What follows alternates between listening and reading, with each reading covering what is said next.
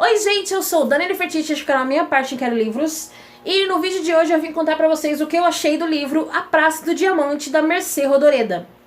Esse livro ele foi enviado pela Tag Livros, Tag Experiências Literárias, no mês de dezembro de 2017.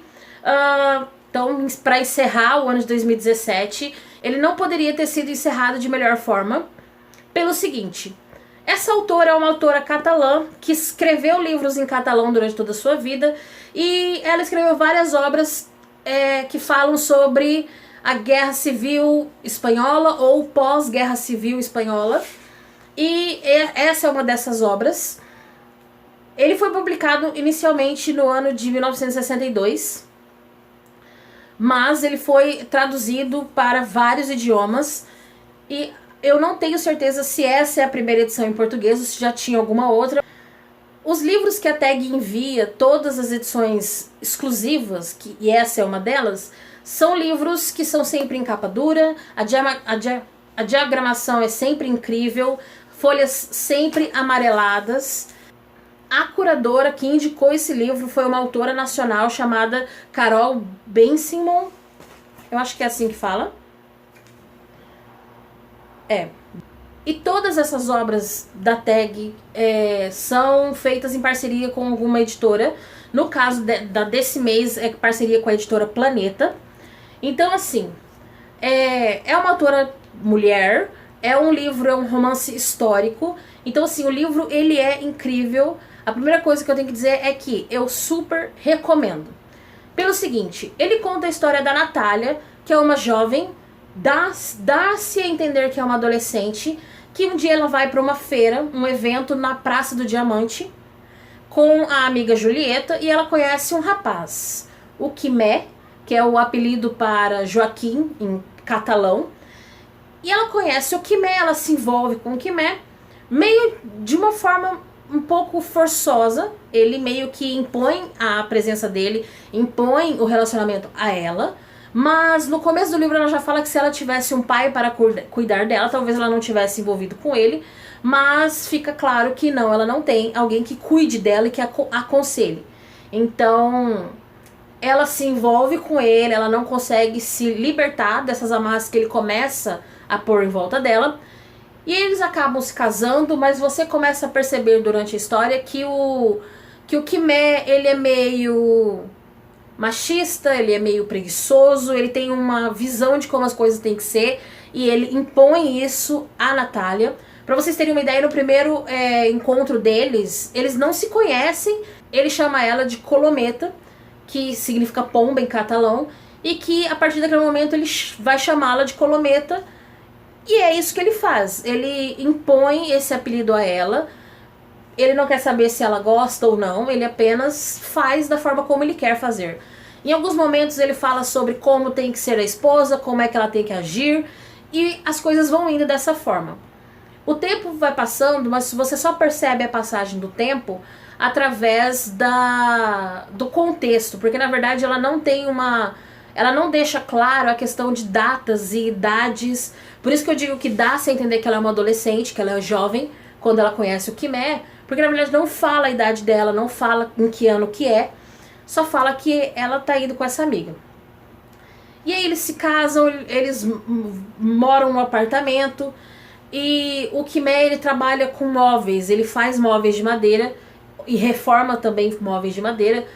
Mas você percebe que na verdade ele trabalha meio quando ele quer, ele faz um pouco o próprio horário, e isso faz com que as coisas meio que vão sendo empurradas com a barriga dentro de casa. Ela tem um capricho muito grande de cuidar dele, de cuidar da casa. Só que o Quimé um dia resolve criar um pombal, eu não sei se é assim que fala. Ele resolve fazer um criadouro de pombos, porque na cabeça dele era uma ideia maravilhosa, e que eles podem até eventualmente ganhar dinheiro com isso. E aí ele faz. Ele não pergunta a opinião dela, então é uma das características que vão ficando bem óbvias durante a história, é de que ele não pergunta a opinião dela, ele quer fazer, ele simplesmente vai e faz. Só que na verdade quem toma conta dos pombos é ela, quem limpa, quem arruma, quem alimenta. E quem constrói as coisas quando ele tem essas ideias, na verdade não é ele. Quem constrói são os amigos dele, porque ele sempre dá um jeitinho de sair pela tangente e acabar não fazendo nada.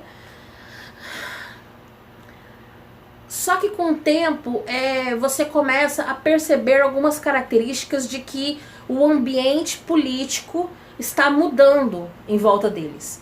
Não é óbvio, não tem um momento em que é dito assim, olha, estourou a Guerra Civil Espanhola, mas você começa a perceber algumas coisas. Então, primeiro o Quimé começa a reclamar de que o trabalho está ficando pouco, de que os ricos não estão querendo mais fazer móveis para... não estão querendo mais comprar para poder mostrar o quanto eles estão insatisfeitos com a mudança para a República. Eles começam a conversar mais sobre se engajar politicamente, sobre entrar para a guerrilha, sobre participar da guerra e coisas assim. E chega um momento em que a situação financeira deles fica bem abalada e a Natália, eu vou chamar ela de Natália, eu não gosto de chamar ela de Colometa. A Natália, ela resolve começar a trabalhar para poder ajudar em casa. Neste momento em que ela começa a trabalhar, eles têm 2 filhos, um menino e uma menina, um menino mais velho. E é uma coisa também que eu só percebi no final do livro, a questão de idade, que tamanho que essas crianças têm, porque quando ela resolve trabalhar, você tem a impressão de que as crianças são bebês pequenos. Mas na verdade ela resolve trabalhar e deixar as crianças em casa trancadas, por conta própria. Especialmente o maior tomando conta da menor. E é uma coisa que eu fiquei tipo, gente, como que essa mulher sai de casa e deixa essas crianças sozinhas? Mas, obviamente, que é um outro contexto, é uma outra situação, é uma outra época, e a necessidade dela de trabalhar e pôr dinheiro em casa acaba falando mais alto.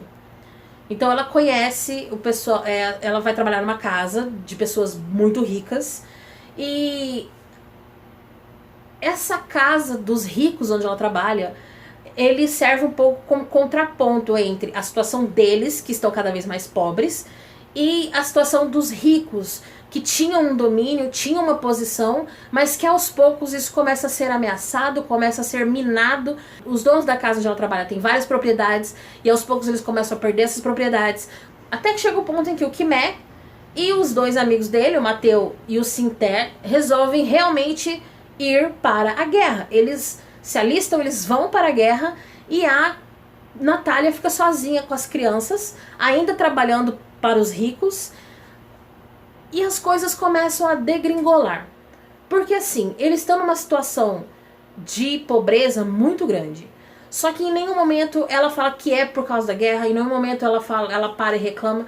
Ela só vai contando como que as coisas estão se desenvolvendo. Então você vê essas consequências da guerra, mas de uma forma indireta. Você vê, por exemplo, quando ela fala que a mercearia onde ela comprava ervilhas fechou. O Quimé, ele começa a aparecer muito esporadicamente em casa. Quando ele aparece, ele traz a comida para eles, que é a pouca coisa que ajuda eles a se manterem bem, vivos. Mas com o tempo essas visitas ficam mais escassas, até o momento em que ela fica sabendo que ele morreu. E ela meio que fica perdida, porque ela está sozinha. As provisões que ele trazia eram muito importantes, apesar de escassas, e ela não sabe mais o que fazer, até que a Julieta, que é amiga dela do começo do livro, volta. Ela também trabalha com os revolucionários, e ela sugere que a Natália envie o filho mais velho para uma colônia de crianças. Então assim, esse inclusive é um dos momentos mais tristes do livro. A Natália, ela leva o filho para essa colônia de crianças, e você fica a todo momento esperando que ela vá mudar de ideia, e ela não muda. E aí quando ela deixa o menino lá, ela fala com ele muito seriamente. Eu vou até ler pra vocês o trecho que eu marquei aqui. Já é tipo passado da metade do livro. Que aí no trecho ela fala o seguinte: então me agachei na frente do menino e lhe expliquei muito claramente que não era possível, que a gente não tinha o que comer, e se ele ficasse em casa morreríamos todos. Então assim, uma coisa que eu discuti com a Grazi, porque eu li esse livro em conjunto com a Graziele, uma coisa que nós debatemos é assim, que parece algo muito frio, parece algo muito triste, e que a gente pensa que enquanto mãe você não conseguiria fazer, Mas na verdade é um ato de amor dela, de deixar o menino lá para que ele consiga sobreviver e para que ela tenha mais condições de sobreviver com a filha em casa. Então, assim, não parece, tanto que uma das descrições que a própria autora faz é que as pessoas não compreendem que esse livro é um livro sobre amor, porque ele não tem uma gota de sentimentalismo. E realmente a Natália ela se fortalece de uma forma, ela toma o poder sobre a vida dela durante o livro de uma forma que você começa a perceber que ela precisa ser essa pessoa mais dura, ela precisa ser essa pessoa mais fria, senão ela não vai conseguir manter a vida dela funcionando. E esse é um dos aspectos que eu gostei mais do livro, que é o crescimento dessa personagem. Você conhece ela jovem, você conhece ela bem novinha, uma mocinha descabeçada que não consegue se livrar desse cara chato, porque o Kibe é um cara chato, meu Deus do céu, como ele é chato. E o crescimento dela durante o livro de se tornar uma adulta, de ser mãe e de ter que escolher o que é melhor para os seus filhos, de tomar o controle da própria vida. Tem muitas coisas aqui que vão ficar para trás, que não dá para falar tudo, especialmente porque também qual é a graça de eu contar a história toda do livro, mas a história do livro é incrível. No começo ele é meio devagar, ele vai mais com calma, até você começar a perceber que as coisas estão engrenando, mas depois que ele engrena você não consegue largar porque você quer muito saber o que acontece. Esse livro, ele pra mim, assim, ele é um dos favoritos já do ano. Isso é porque eu acabei de começar o ano. Dei 5 estrelas, favoritei e eu super recomendo. É um livro, na verdade, que nós concluímos, eu e a Grazi, que é um livro para se reler durante a vida várias vezes. Porque ele tem muitas nuances, ele tem muitas coisas acontecendo entre linhas que você talvez perca na primeira leitura, mas que com o tempo você vai relendo e provavelmente você vai conseguir alcançar a dimensão da qualidade desse livro. Eu, sinceramente, se eu puder reler ele ainda esse ano, eu com certeza vou, porque ele é maravilhoso.